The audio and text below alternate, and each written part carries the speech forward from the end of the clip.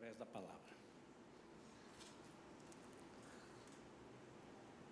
Eu quero, nesta manhã, meditar com os irmãos sobre um trecho da Bíblia que é hiper conhecido. Só eu já preguei aqui inúmeras vezes. E você vai perceber que a palavra de Deus é tão rica que eu vou pregar de novo sobre essa passagem e você vai ver como Deus vai falar coisas diferentes. Não diferentes porque as anteriores estavam equivocadas, mas acrescentando, buscando mais novidades de vida para nós. Nós vamos ler, não de uma vez só, eu vou citá-lo, todo o capítulo 15 de Lucas. E nós vamos procurar aplicar aquilo que Deus colocou no nosso coração, que nós podemos entender e que é a verdade, a essência desse capítulo 15 de Lucas. Antes, eu não vou, como disse, ler do primeiro versículo até o 32, mas vou ler alguns versículos no decorrer da mensagem. Amém? Está preparado?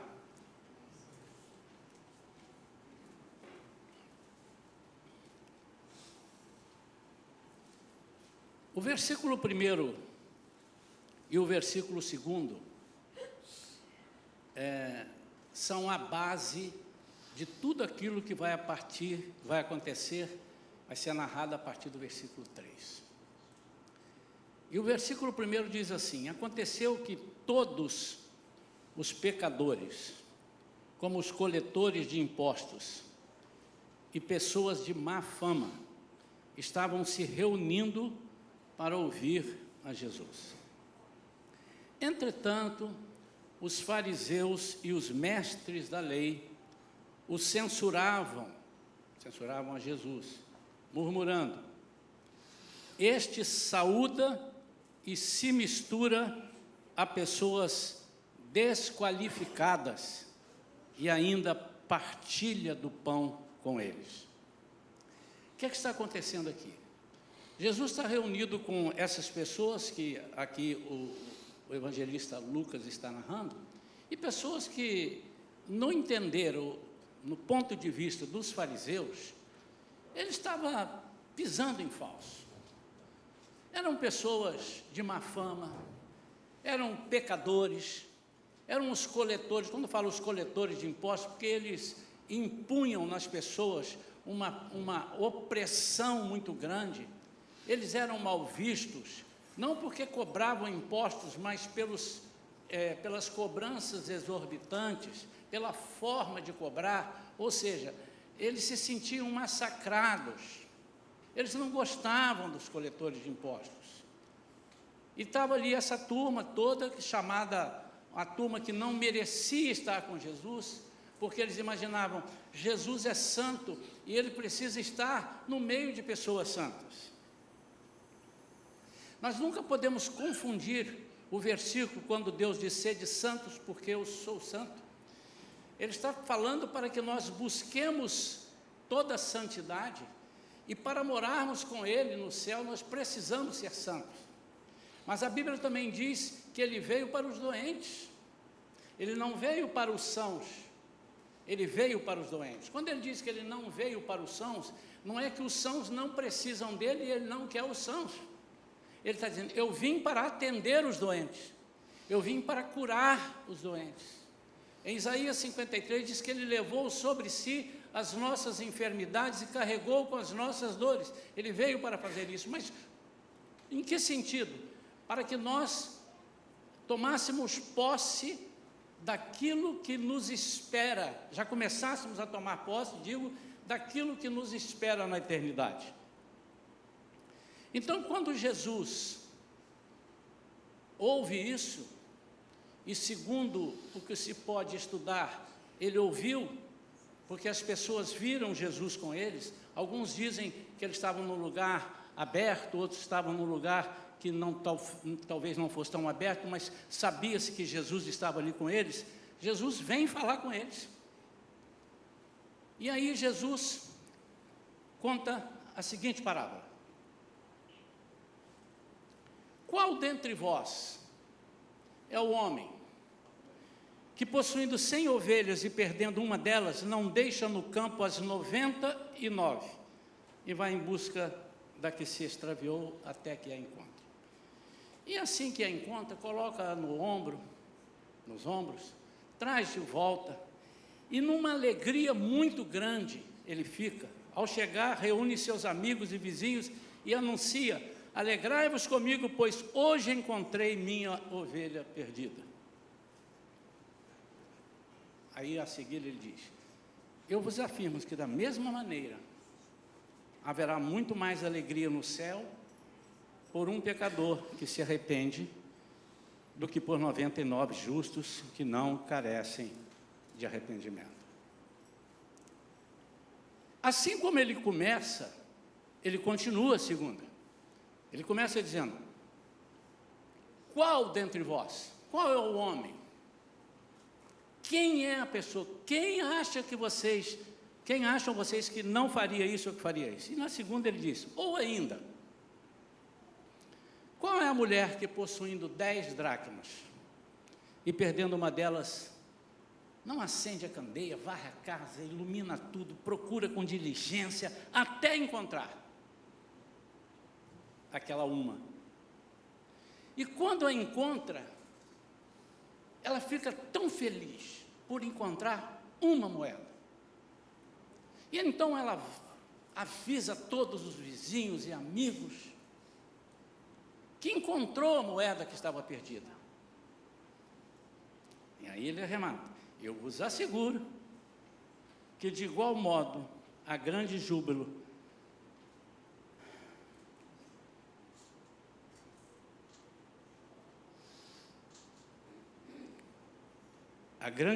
na presença dos anjos de Deus por um pecador que se arrepende. E aí ele continua, mas ele muda a forma de falar. E ele diz: um homem tinha 2 filhos. Note que ele muda a forma de falar. E o mais novo, essa história todo mundo conhece, é a história do filho pródigo. E o mais novo disse ao pai: pai, me dá toda a minha parte, a parte que me pertence. Eu quero seguir minha vida. E ele então recebe essa parte. Nós vamos deixar as entrelinhas. Eu já preguei aqui, já disse que, conhecendo o judeu como eu conheço, e esse pai na história de Jesus é um judeu, o filho não falaria para ele: me dá minha parte, judeu, toma, vai negociar com ele. Vai dizer: por que você quer ir? Não se sabe quantos dias, mas isso não é importante agora nessa colocação. Não é importante. O fato é que o pai distribui para os filhos, para o filho mais novo, a parte que ele disse que pertencia, dividiu ali: olha, vamos dividir, uma parte é minha, uma parte é do seu outro irmão, essa é a sua parte, eu vou te entregar. E entregou, e aquele filho foi, conhecemos a história, foi embora, foi para um lugar distante, e ali ele gastou tudo que tinha. Gastou com os amigos, gastou com mulheres, gastou com farras, gastou comprando coisas que talvez não precisasse comprar, pagou conta de quem não precisava pagar. Ou seja, ele acabou com a grana e ficou zerado. E quando ele ficou zerado, ele começou a passar necessidade. Ele não tinha ali nada, ninguém que o socorresse. Jesus está contando essa parábola para os fariseus. Obviamente que aqueles bons estavam também ouvindo, mas o endereço era para eles. E então esse filho, um dia, disse assim: eu não tenho mais o que comer, não arranjo emprego. E ele foi se empregar numa fazenda e o moço falou: olha, tem aqui uma função de cuidar dos porcos. Só para fazer um adendozinho, isso para o judeu, e na história Jesus está contando, obviamente, o pai, que é uma parábola, esse homem não existia, Deus criou, Jesus criou isso. O pai e os filhos eram judeus, e Jesus era judeu. E para o judeu, era deprimente estar perto dos porcos, cuidar dos porcos. E ele fala uma frase aqui, que ele diz, então ele teve fome, e foi buscar na comida dos porcos, e diz o versículo, mas ninguém lhe dava nada. Então, nem a comida dos porcos ele conseguiu comer, embora a gente aprenda desde criança que ele foi comer comida. Ele pode ter ido comer, mas ele não comeu, porque está dizendo, ninguém lhe dava nada. Tira a mão daí que isso é do corpo.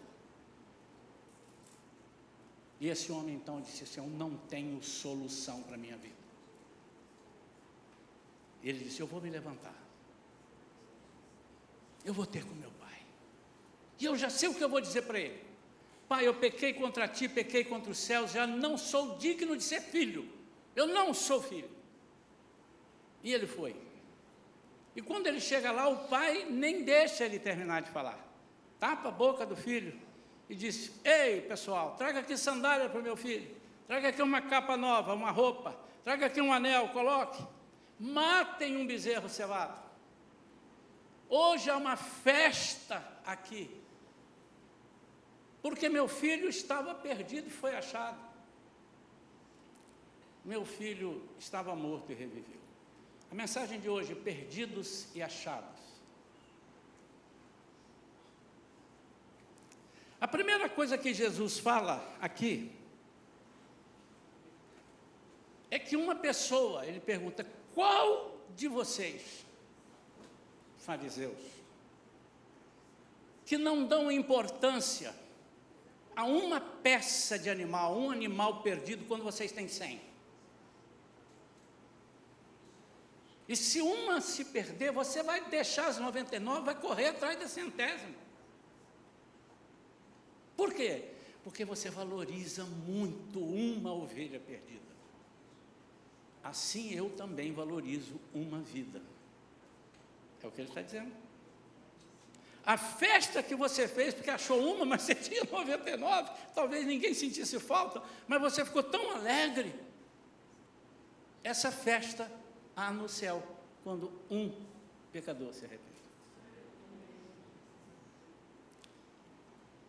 Aqui ele mostra uma ovelha desviada que estava no meio das outras ovelhas e se desviou. E ele está mostrando, ela sabia que estava desviada. Qualquer animal que se perder sabe que está perdido. E precisamos ir atrás, porque às vezes ele não sabe voltar, a não ser o gato. A não ser, aliás, o animal, ele se perde, o boi, a ovelha, que está falando, principalmente a ovelha, porque nós somos comparados a ovelhas, porque as ovelhas eram muito bobinhas, achavam que não havia perigo em lugar nenhum. Por isso a ovelha precisa do pastor, ela não sabe pastar sem o pastor dela. Ela pode comer uma erva daninha, então ela se perdeu, mas ela sabia que estava perdida, todavia ela não podia voltar, a não ser que alguém fosse buscá-la. O segundo exemplo que ele dá é que uma moeda se perde dentro de casa, e aqui é a figura daquela pessoa que está dentro de casa, se perdeu dentro de casa, mas não sabe que está perdida. A moeda não sabia.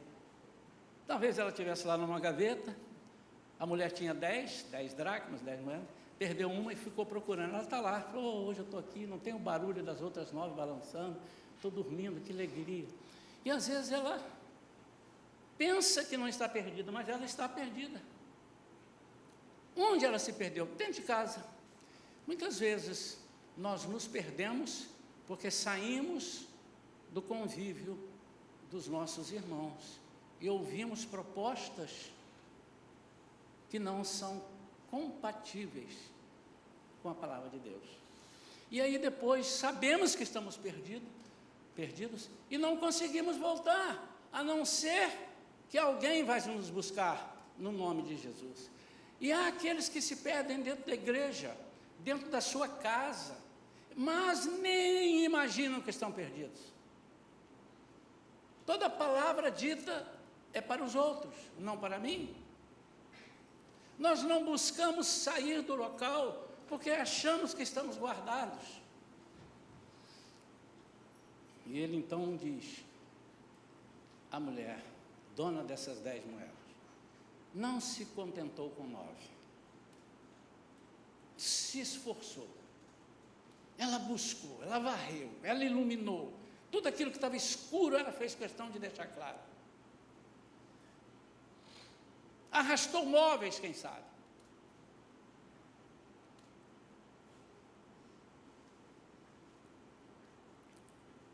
mas quando ela acha aquela moeda, ela fica numa alegria muito grande e chama os vizinhos, se alegra, pula de alegria. Voltando ao filho pródigo,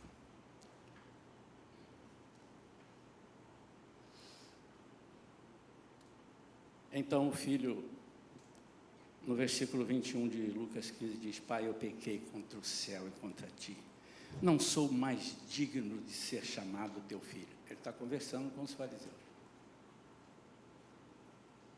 Entretanto, o pai ordenou aos seus servos, trazei depressa a melhor roupa, vestiu com distinção, ponde-lhe o anel de autoridade e a sandália de filho. Agora ele era escravo, e os escravos é que andavam descalços. Trazei o novilho e o preparai. Comamos, façamos uma grande festa e regozijemo-nos. Porquanto este meu filho estava morto e voltou à vida, estava perdido e foi encontrado. E começaram a celebrar o seu regresso. Jesus está dizendo, essas pessoas que estão aqui, essas eu não fui buscar. Elas viram e vieram ao meu encontro. Estavam aqui ouvindo palavras de vida porque descobriram que eu tinha palavras de vida. É como se ele estivesse dizendo isso. E eu não posso jogá-los fora. E eu estou aqui preparando uma festa para eles.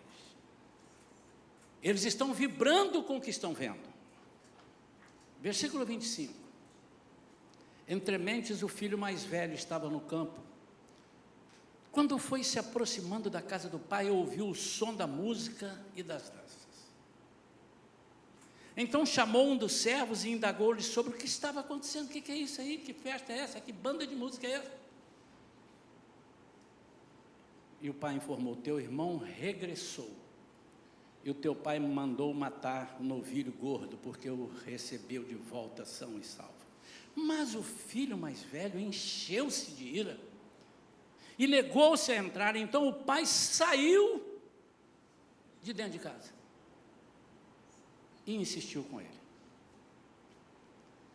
Porém ele replicou ao pai, há tantos anos eu tenho trabalhado como um escravo para ti, sem nunca ter desobedecido a uma só ordem tua.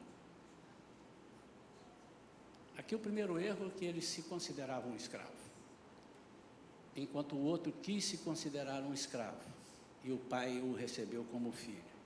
Às vezes, amados, nós estamos trabalhando para Deus como escravos. E como escravos, nós sentimos qualquer palavra que se diz para nós, nós nos sentimos humilhados, porque somos escravos na nossa concepção. Contudo, tu nunca me ofereceste nem ao menos um cabrito, para que pudesse festejar com meus amigos. No entanto, chegando em casa esse teu filho, que pôs fora todos os teus bens com prostitutas, tu ordenaste matar o novilho gordo para ele. Então lhe arrasou o pai, meu filho, tu sempre estás comigo, tudo o que possuo é igualmente teu. Porém, nós tínhamos que celebrar muito a volta deste teu irmão e regozijarmos-nos, porque ele estava morto e reviveu, estava sem esperança e foi salvo. Nós vemos aqui uma diferença, irmãos, porque Jesus agora está falando do pai que está conversando com o filho. Mas antes, olha como é que esse filho se imaginava ser. Primeiro, eu já disse, um escravo. Segundo, a sua arrogância o fazia pensar que era bom. Ele dizia, eu não sou passível de advertências e nem de reprimendas, porque eu sempre fiz tudo certo. Eu estou aqui, eu nunca saí daqui. Mas o seu compromisso era com as coisas fora da casa. E isso o impediram de enxergar o valor da casa. Todos estão me entendendo? O seu instinto de julgamento impediu que ele enxergasse a essência do perdão. Sua necessidade de reconhecimento em si próprio, esse é o pior, o impedia de usufruir da festa que estava sendo dada dentro de casa.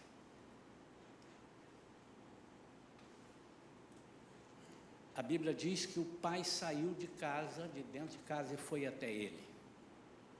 Jesus saiu do meio deles e foi falar com os fariseus. O que vocês estão falando?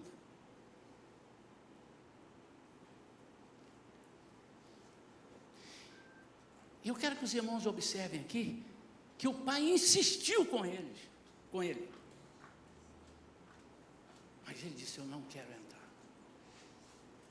Mas eu quero chamar uma atenção que nunca me chamou na leitura desse texto todo.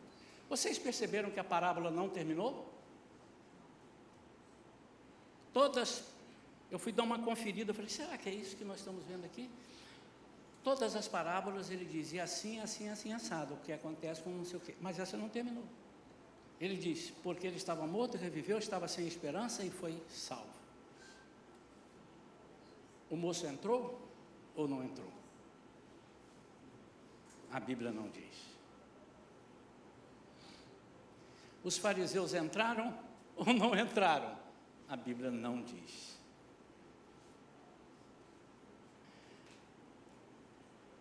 Qual é o propósito dessa palavra? Primeiro, muitas vezes nós estamos perdendo festas grandiosas, primeiro porque nos achamos escravos. Não mereço, não vou participar, porque essa festa não é para mim, é para alguns. E estou percebendo que essa festa espiritual, essa celebração que a igreja faz, que a comunidade faz, é mais para atender aqueles que nem merecem, na verdade, nem merecem. Agora, eu que estou aqui, eu que não faço nada de errado, aliás, cuido das coisas que estão lá fora. Muitas vezes nós estamos mais preocupados de cuidar das coisas de Deus, que não são tão, eu não gosto de dizer que são importantes ou não, porque as coisas de Deus são todas importantes, me ajudem aí. Não estão em prioridade. Tem coisas de Deus que estão em prioridade, tem coisas de Deus que não estão em prioridade, mas são de Deus. E nós nos identificamos com aquelas que muitas vezes nos nos colocam num patamar, de visibilidade. E se as pessoas não percebem, eu sou o primeiro a dizer, vocês não estão vendo que eu estou fazendo isso? Vocês estão sendo injustos comigo. Alguns, quando dizem isso, nós podemos sair e arrazoar com eles. Mas e os que não dizem? A parábola não terminou, mas nós vamos terminar. Eu quero orar por você nesta manhã, meu amado e minha amada. Quero orar. E a primeira coisa que eu vou te perguntar, você está preocupado com o que as pessoas podem ver ou não estão vendo em você? Ou você está preocupado com a festa que está acontecendo dentro de casa?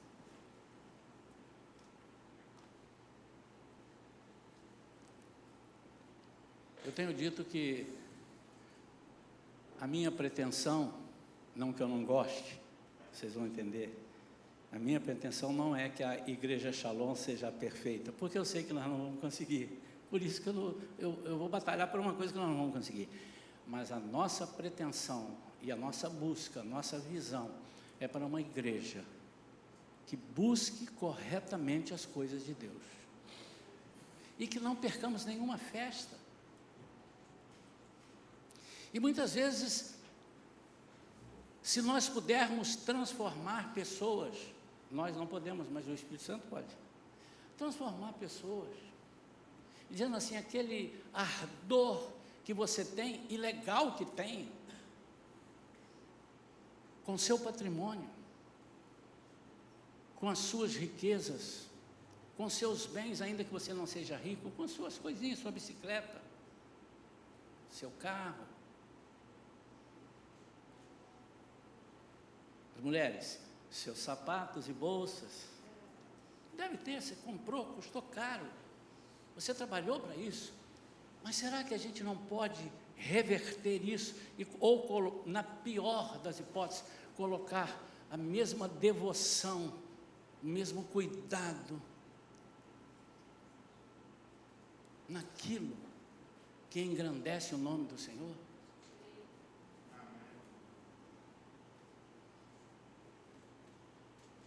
Nós não temos a resposta. E aí todos os fariseus abaixaram a cabeça, abraçaram Jesus e o aceitaram. Sabe por que eu acho que nós não temos? Porque esta palavra ecoa desde aquela época até hoje. Nós continuamos, na minha opinião, nós continuamos sendo relapsos, algumas vezes, aos convites de Deus. Nós não entendemos quando Deus, quando Jesus, quando o Espírito Santo nos elege para alguma coisa, e nós colocamos aquilo como de só menos importância. Eu quero orar pela igreja agora, mas como um pai que saiu de lá para falar, está havendo uma festa, você não quer entrar?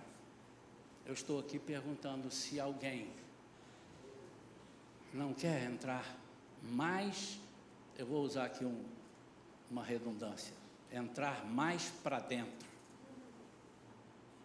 caminhar mais para dentro, para que você não perca aquilo que só Jesus sabe preparar e preparou para todos. Note que foi o irmão mais velho que disse, eu não acho justo, eu não vou entrar. Mas o pai disse, não, eu preparei para todos, inclusive você.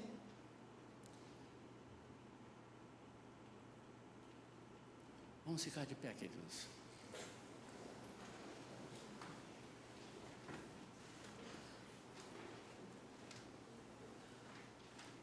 Vamos supor que eu fosse medir a espiritualidade e a devoção de cada irmão. Não tenho capacidade, só Deus tem essa capacidade. Então vamos supor.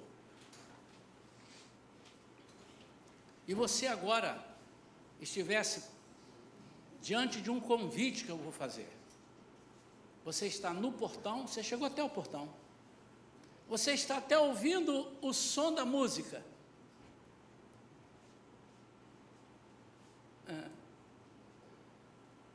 Você até sabe o que está sendo oferecido, um novilho gordo. Você tem a possibilidade, o pai vai até o portão falar contigo. O que é isso, hein? E ele está aqui no altar, ele veio até o portão, ele está falando contigo. Mas você pode decidir que não quer participar. E o que é participar, pastor Isaías? Há muitas formas de entender isso, e você pode entender, e o que eu pretendo que você entenda. Eu quero ir mais além.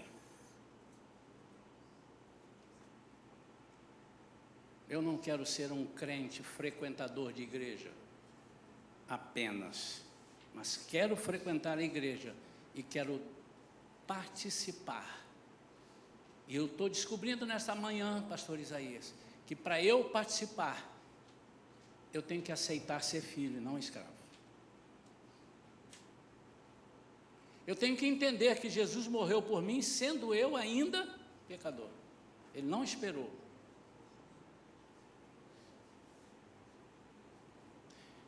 Eu quero participar porque eu não estou entendendo o que muitos estão entendendo. Imagine agora que esse moço não soubesse do que estava acontecendo, ok? Caminha comigo aqui. E ele chega na porta, não pergunta a ninguém. Ele não sabe que o filho voltou, que o irmão voltou. Ele não sabe que tem uma festa para ele, mas ele tem uma festa aqui. Tem uma festa aqui. E quando ele olha na porta e abre a porta e olha e vê lá, yeah, árabe, judeu cantando, essa turma é doida, que troço de maluco. Foi assim que eu entrei na Igreja Metodista Central um dia, depois de muitos anos, dentro da igreja e afastado dos caminhos do Senhor. Nunca me afastei da igreja, mas me afastei de Jesus dentro da igreja. E quando eu vi no louvor uns malucos, naquela época eu pensei isso, pulando aqui no altar, eu falei, mas o altar não é para aquilo? Aqui pulando, aqui na frente, abraçando. Eu disse, que é isso? Estragaram a minha igreja, porque eu tinha sido criado ali.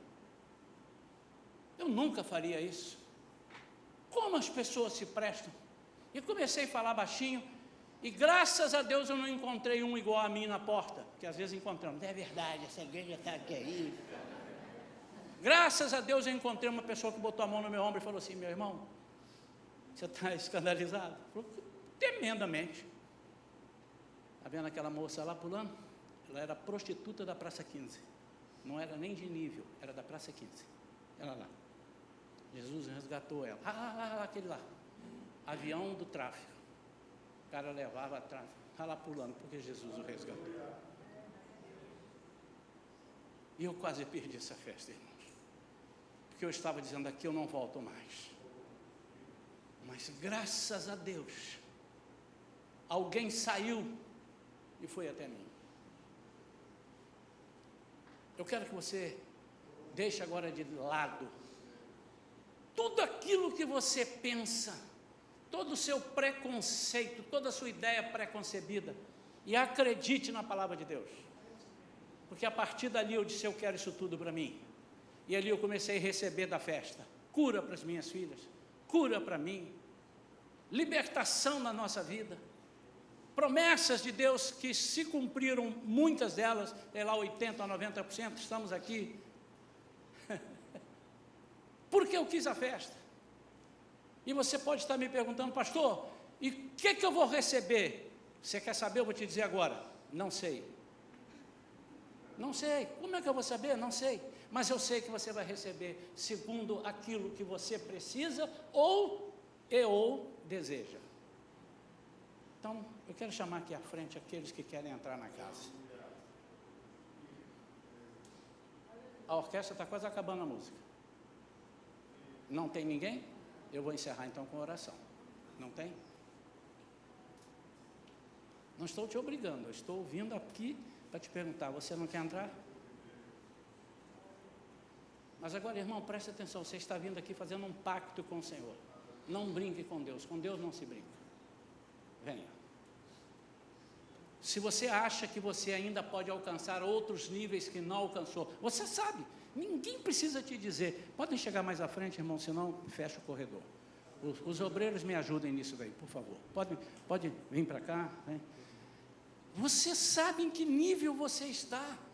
Pastor, mas eu não estou preparado. Mas quem é que disse que você tem que estar preparado? Deus é que vai te preparar. Você só precisa fazer o que eu fiz naquela porta, naquele dia, de 1986. Eu disse, eu quero, a minha esposa disse, eu quero, e avançamos para o querer. Se você quer ir ao cinema, a primeira coisa que você faz, você tem que comprar um ingresso e partir para lá. Não compra na internet, também fica vendo em casa não, porque você não vai ver o filme. Vai lá, entrega e entra. Se você quer fazer uma viagem, compra passagem, vá para a rodoviária, ou vá para o aeroporto, Ou se vai de carro, enche o tanque do teu carro e vaza. Tem mais alguém? A festa está rolando. Se você ainda não consegue entrar nessa, não estou dizendo que as pessoas que não vieram não precisam ou deixam de precisar. Às vezes você quer entrar e não está conseguindo. Por isso que a parábola está aberta. A parábola está aberta. Jesus não encerrou essa parábola. Ele é como se ele estivesse perguntando: você não quer entrar? Quero orar pela sua vida. Impõe as mãos para cá.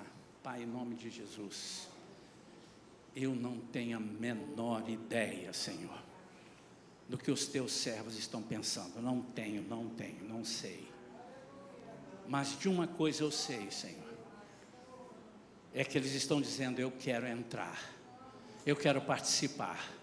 A partir de agora, Senhor, faça com que eles não se considerem escravos. Faça com que eles tenham em mente que estão servindo a Ti e não a homens. Que eles possam, Senhor, entregar a sua vida de uma forma 100% espiritual, de uma forma que não sejam apenas ativistas, mas que sejam, Senhor, verdadeiros servos Teus. Onde nós perderemos tempo das nossas vidas para ganhar outras pessoas. Onde nós estaremos, quem sabe, sendo mal interpretados, como Jesus foi, mas estaremos falando de vida para aqueles que estão perdidos. Pai, em nome de Jesus, faz a Tua obra nos corações que estão dizendo: faz em mim, em nome de Jesus. Amém. Amém. Podem sentar, queridos, mas façam isso. Agora a ação é de vocês. Que Deus possa abençoar vocês rica e poderosamente.